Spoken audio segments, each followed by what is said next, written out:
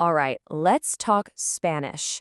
You know that moment, right? You're about to give your opinion, you open your mouth, and your brain just stops. Indicative, subjunctive, it feels like a total coin toss. Well, guess what? It's not. And today, we are going to crack this code for good. So, look at this. This is the exact puzzle that drives so many of us crazy. I think it is true versus I don't think it is true. How does one tiny little word, no, completely flip the verb from S to C? It seems nuts, but I promise you, there's a rock-solid logic behind it. And by the time we're done here, it's going to make perfect sense. Okay, so think of this as a big showdown. The indicative versus the subjunctive. It's a grammatical duel. And when it comes to expressing opinions, there's just one rule, one simple key that tells you who wins every single time.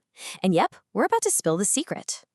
And here it is. It all boils down to one thing: certainty versus doubt. That's the secret sauce. Are you stating something like it's a fact in your mind? Or are you unsure? Are you doubting it? Are you negating it? That is the entire game right there. Seriously, that's it. All right, let's break this down. First up, we've got team certainty. So when you're stating your opinion like you mean it, like you're sure about it, you're essentially treating it as a fact. You're making a declaration. And that's the home turf of the indicative. Think of this as your certainty cheat sheet.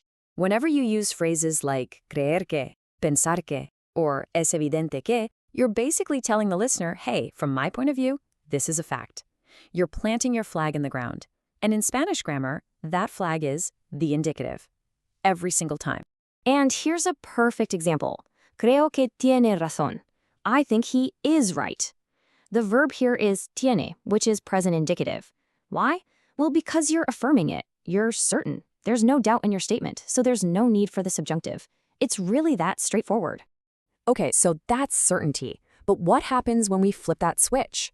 What happens when we introduce doubt or negation into the mix? Well, that's when we enter a whole new world. That's when the subjunctive gets its cue and comes out to play. Pay attention here, because this slide is the absolute key. Look at that comparison. That tiny little word, no, it's like a light switch. The second you add it to creo que, you're not stating a fact anymore. You're knocking it down. You're introducing doubt. And that doubt is the trigger. It's the flashing neon sign telling you it's time for the subjunctive. So let's go back to our example, but with that no in front. No creo que tenga razón. See that? The verb just flipped from tiene to tenga. That's our subjunctive. Why? Because by saying no creo, you're casting doubt on the whole idea of him being right. You're not declaring a fact, so you have to use the subjunctive to show that uncertainty. And it's not just about adding no to things. Some phrases are just naturally full of doubt. I'm talking about stuff like dudar de que, to doubt that, or no estar seguro de que, to not be sure that. These guys are practically screaming doubt. So you can bet they are always, and I mean always, going to be followed by the subjunctive. They're your automatic triggers. Okay, now for the curveball. This is the one that trips a lot of people up. So what happens with questions? You know, when you're asking someone else what they think. Check out this question. ¿Crees que viene a la fiesta? Do you think he is coming to the party? Notice the verb viene. It's indicative. And I know what you're thinking. Hang on a second. A question feels uncertain. Shouldn't that be subjunctive? It's a totally logical thought, but Spanish has its own logic here. And here's the reason why. When you ask, ¿crees que? You're not actually expressing your own doubts. You're just asking the other person to state their reality, their certainty. You're basically saying, hey, tell me the fact as you see it. Since you're asking for a declaration, the sentence structure defaults to the indicative. Kind of cool, right? All right, we've covered a lot. Certainty, doubt, and that sneaky little case with questions. So let's wrap this all up into one super simple take-home rule you can use from now on. This right here. This is your new mantra. If you're stating something for sure, affirming your opinion, boom, indicative.